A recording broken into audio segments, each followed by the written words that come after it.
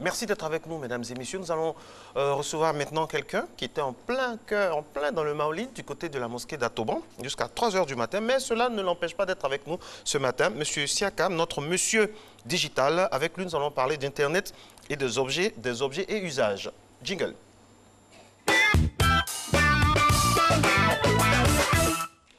Bonjour Monsieur Siaka. Bonjour.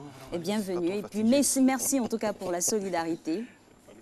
Tout de suite, hein? Non, pas de fatigué. Ah ben ça va, c'est un conquérant. Qu'est-ce qui constitue donc les objets d'Internet? Bon, Internet des objets, en fait, on appelle ça dans le jargon les IoT en anglais, c'est-à-dire que Internet des objets, Internet of Things. Okay. En français, Internet des objets. C'est-à-dire que c'est un ensemble d'objets électroniques qui sont interconnectés via Internet et qui communiquent entre eux des données qu'on peut stocker sur des bases et ensuite on les loger sur des plateformes pour les utiliser ailleurs pour faire des prédictions, soit dans des clients, soit dans le transport, soit dans tout ce que vous voulez comme échange entre les humains. Objets connectés et autres. Voilà, connectés et autres. Alors, on est encore en train de se demander, depuis la création d'Internet, quels sont les usages au clair d'Internet? Ça sert à quoi concrètement? Est-ce que ça a évolué? Est-ce que les usages ont augmenté, diminué, ont eu plus d'ampleur? Dites-nous tout, docteur digital. Oui. Merci beaucoup, Marco. En fait, il faut dire que le digital aujourd'hui a pris de l'emprise sur tout ce que nous avons comme usage. En effet, il y a trois grands thèmes dans le digital aujourd'hui qu'on appelle le big data, c'est-à-dire les grandes données. Ensuite, vous avez Internet des objets. Et je crois qu'il y a d'autres types encore qui sont en dessous de ça. Mais en réalité, aujourd'hui, avec par exemple des objets, vous pouvez gérer le trafic, par exemple. Si vous parlez au Google Earth, vous pouvez savoir à peu près où est le trafic dans la ville d'Abidjan et ensuite éviter ce trafic-là. Ça fait partie de l'Internet des objets. Ça, c'est un usage de l'Internet. Très bien. Vous voyez un peu, même pour les sportifs aussi, vous voyez qu'on peut, avec les objets connectés, on peut transmettre à votre pulsation, tout à votre portable, voilà, qui sont stockés.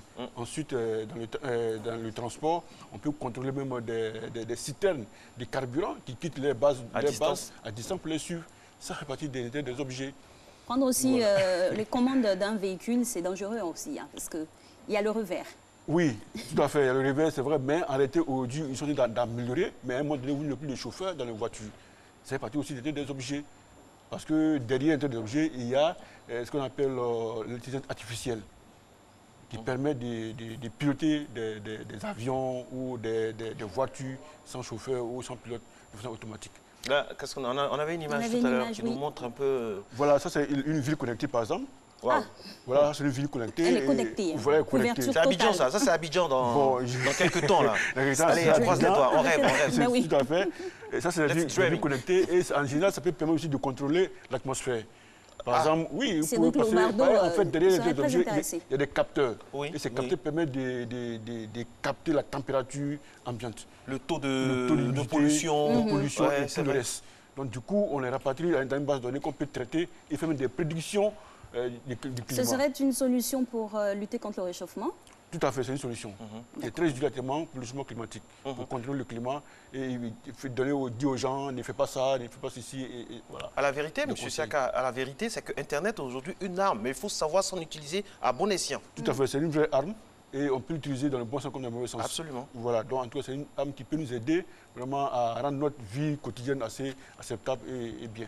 Et en termes de proportion d'utilisation sur le terrain, on en fait un bon usage ou un mauvais usage? Oui, on en fait un bon usage.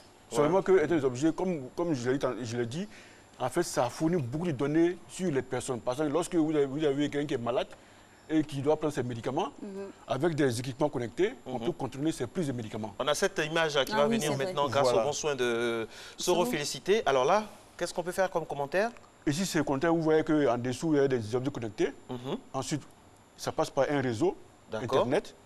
Et vous verrez qu'en haut, c'est le cloud, c'est-à-dire que c'est le point où on loge toutes les informations. Voilà, une base de données. Voilà, data. Et ensuite, on les traite pour pouvoir faire des prédictions. Par exemple, si vous avez un commerçant, on peut contrôler le comportement de vos clients. Vous pouvez savoir comment ils se comportent. Et tout ça. On entend par prédiction, projection aussi. Projection, voilà, projection. Mais nous, on dit prédiction. Non, voilà, prédiction. C'est-à-dire qu'on fait des prédictions sur les achats. Voilà, comment on va fournir le magasin, la clientèle. On sait un peu le mouvement des gens et un peu leur goût.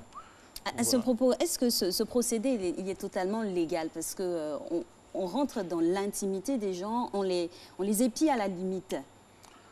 C'est légal dans la mesure où si vous ne faites pas du mal à quelqu'un, parce que vous le prenez pour faire des pressions en interne.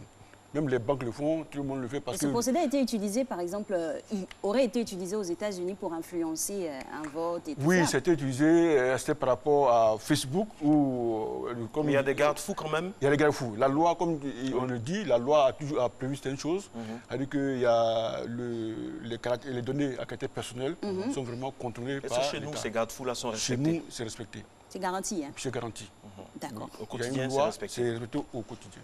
Mais quand il y a une fuite, qu'est-ce qu'on fait? Mais lorsqu'il y a une fuite, bon, on porte plainte et bon, le droit prend le relais. Merci beaucoup. Le droit prend le relais également sur cette émission. On a commencé avec beaucoup de retard.